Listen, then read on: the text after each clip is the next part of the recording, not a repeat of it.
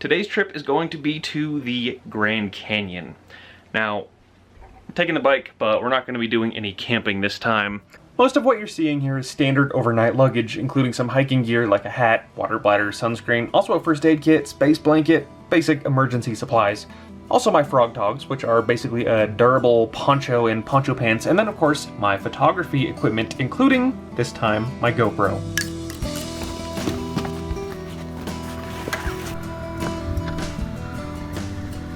This trip is to the south rim of the canyon, coming from the east, starting at I-40 in Holbrook. This gives us a good 2 hours riding time along historic Route 66.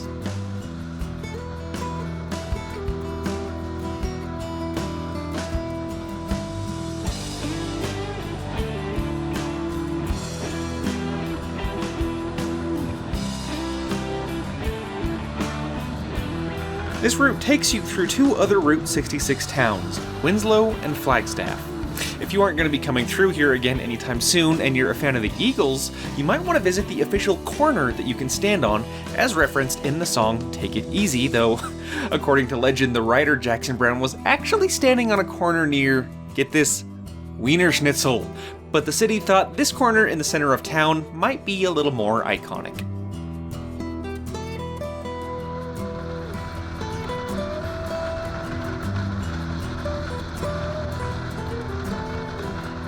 Shortly after leaving Winslow, you'll see the peaks of Mount Humphreys and Eldon coming into view. And once you've driven this road a few times, these mountains become kind of a landmark. With desert flatlands surrounding you for hours in every direction, they represent a bastion of civilization, the town of Flagstaff, which is situated at the foot of the mountains. Despite having all the modern amenities you'd expect from a major city, universities, dentists, stuff like that, Flagstaff has a very small town vibe. In the past, my experiences range from visiting the observatory, seeing the binary star system Sirius through a telescope, having a few drinks at a karaoke bar, and singing Disney songs with complete strangers, and eating the best nacho cheese topped hot dog I've ever had in my life, let alone from a street vendor. But today, we're just passing through.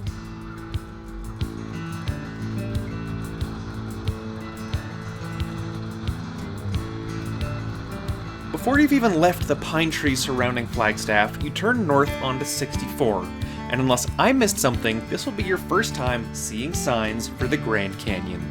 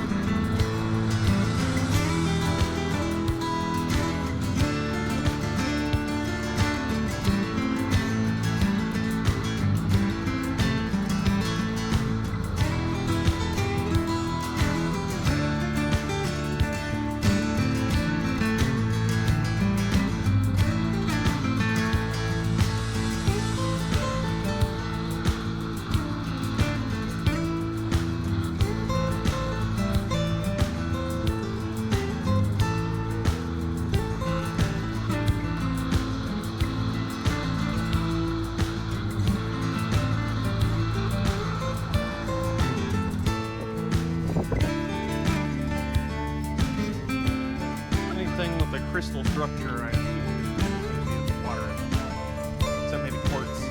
After stopping at a mineral store with some interesting decor, we continued on to Tucson, which is the Grand Canyon town.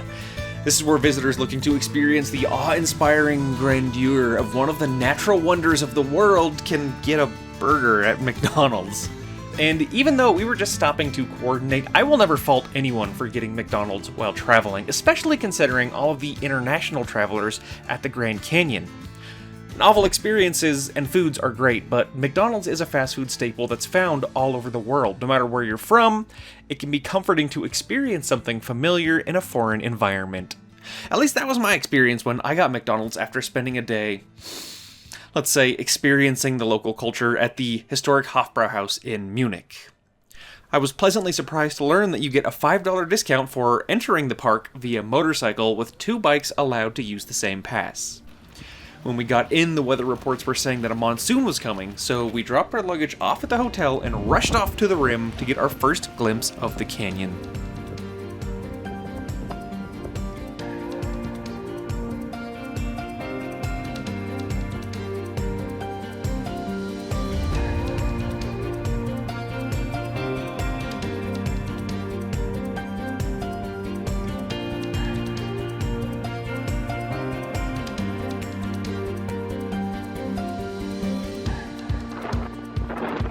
Yep, that's me trying to do some selfie commentary, but you couldn't hear a thing over the howling wind, so I'll recap.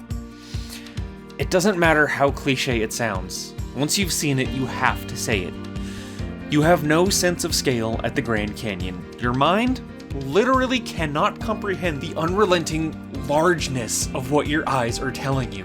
Logically, you know you're looking at one thing, the canyon, but that one thing extends all the way to the horizon.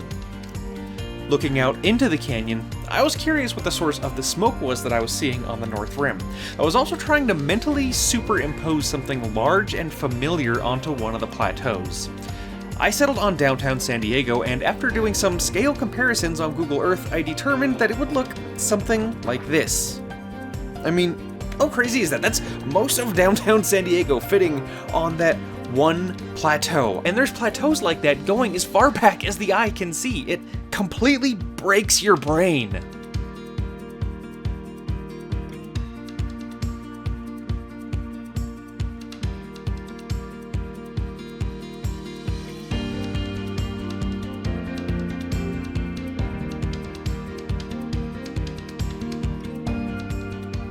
Anyways, the rain started coming down hard, so we took shelter in the Yavapai Geology Museum, which from my understanding is seen as the base of operations for rangers to interact with tourists at the Grand Canyon. Not only is the museum a place to learn about geology, but current events. For example, I learned that the smoke on the North Rim was being caused by a lightning fire. Fair warning, you may also encounter an enormous spider in the museum. You've been warned. After the rain stopped, we decided to have dinner at the lounge in El Tovar. Because of its location in the most popular tourist spot of the canyon, I figured I'd be in for a crowded dining room, expensive food, cheesy decor, that kind of stuff. But I was so wrong. This place was classy, peaceful, and most surprisingly, authentic. The inside is like going back in time. Not in a way that feels forced, mind you, simply because it's just that old. The hotel was built in 1905, and it feels like it really hasn't changed much since then.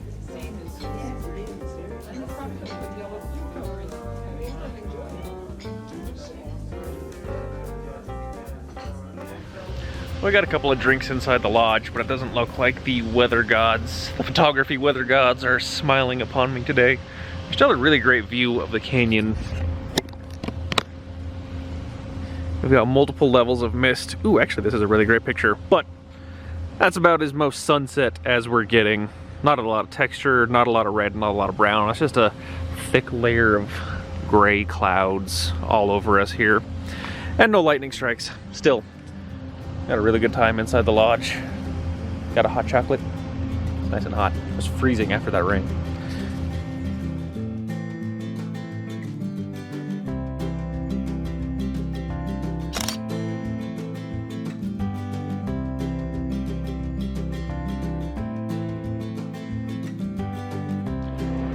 So I'm up at 4 a.m. trying to do two things. First of which, it's a little bit dark. First of those things is to release this cricket that I found crawling on my backpack. As you can tell, it's still a little early.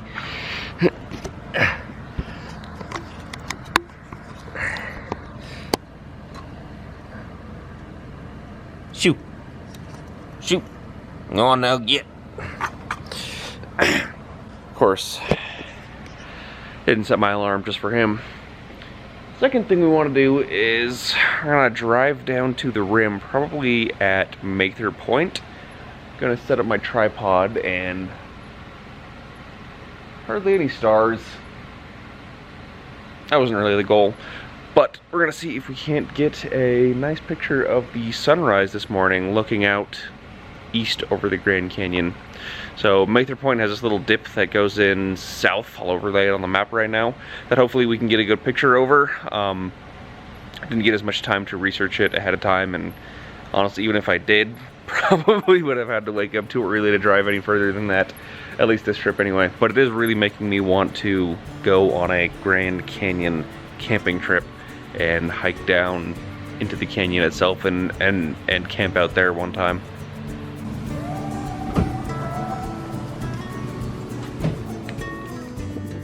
If you thought that you could avoid the crowds by getting up before sunrise, then you would be just like me, and apparently everyone else. But as frustrating as it is trying to get a picture without swaths of people around, there's a reason they're there. I can say without hesitation that it is one of the most breathtaking sights that you'll ever see in your life. I got very lucky, because the remnants of the previous day's storm left clouds in the sky and fog in the canyon. Combined with the smoke pouring down into the canyon on the north rim from the fire, it let me take what may well be one of the best pictures I've ever taken in my life. Plus another, and maybe another. In fact, as a photographer, once you're there snapping pictures at sunrise, you might find it hard to leave. I know I did, because every 5 minutes, the canyon looks completely different. The shadows on the canyon walls are different. There's more sun rays shining through the clouds. The color of the sunrise has changed. The fog is burned off. A condor decides to stop and stretch his wings.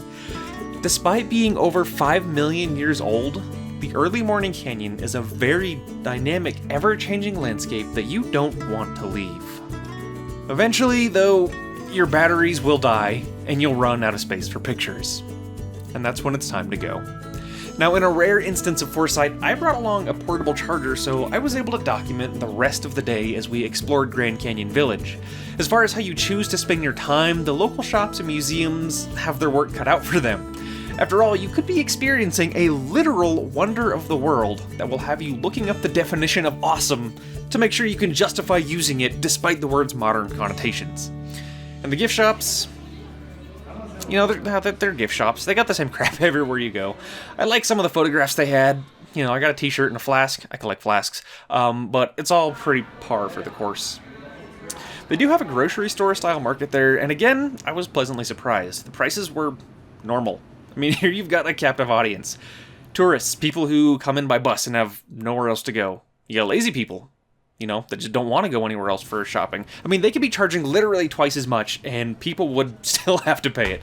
But the business in Grand Canyon Village that I got the most value out of was the Kolb Studio Museum. You may be shocked to learn that my favorite place as a photographer was a museum dedicated to, you guessed it, photography. It was the Kolb brothers and their studio that helped make the Grand Canyon what it is today. I mean, not geographically, of course, but there are canyons that are deeper, longer, and wider. The Grand Canyon is known, frankly, because the Kolb brothers had been using their photography to market it. And that was no small feat back in the day. We take for granted how easy photography has become, but when they got here in 1904, it was a high-risk business involving equipment hauling, dedicated studio spaces, and, most importantly, money. They risked quite a lot up front. Going somewhere pretty just to take pictures of it for a living? I mean, who would be naive enough to think that that would work? But in their case, it worked. It actually worked. Almost 120 years later, their studio is still standing with their name on it, only now, instead of being a photography studio, it is a museum dedicated to their photography studio, and teaching everyone about the origins of the Kolb brothers and the genesis of photography at the Grand Canyon. Probably the first time in my life,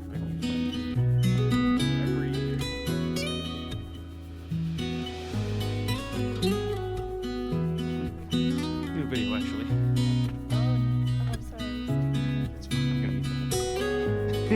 All my videos, not just yours, it's not you. The rest of our day was spent exploring some other lookout points. Grand Viewpoint, Duck on a Rock Point, which they admit doesn't really look like a duck. I mean, kind of, you can maybe see how someone might say that, but I feel like there's maybe something else you'd call it. Shoshone Point, Pipe Creek Vista, we saw deer, we saw elk, we even climbed Grand View Lookout Tower and got an amazing view spanning miles in all directions over the rim of the canyon. Each viewpoint was, of course, breathtaking. The museum was one of the better museums I've been in, but again, photographer in a photography museum, maybe not a fair comparison. But, I mean, the art exhibits, the restaurants, the hotel, the stores, honestly, they all exceeded my expectations. By any measure, this was one of the better trips that I've been on.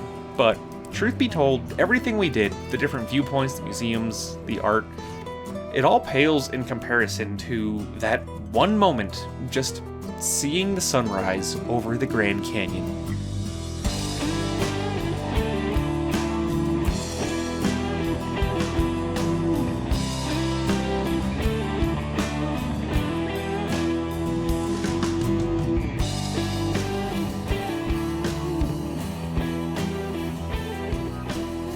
I'd like to be able to say that the ride out was uneventful, but that's not true.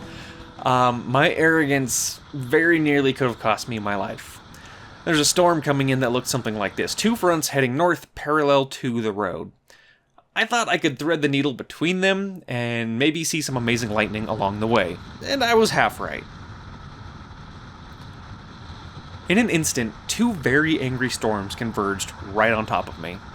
A wave of rain brought visibility down from 500 feet to about 5 feet, if that.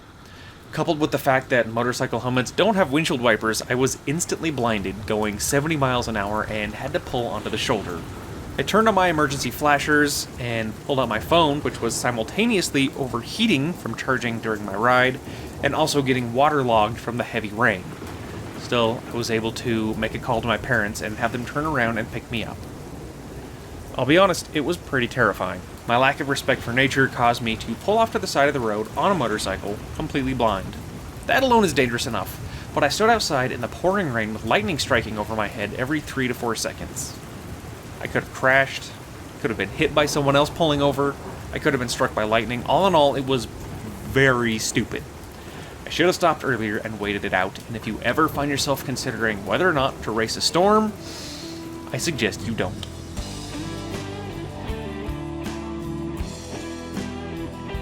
Thanks for joining me on this adventure. Check out the links to talk to me on Twitter, see more pictures of my trips on Instagram, and if you liked any of these photographs, there's a place where you can order prints. I'll see you next time.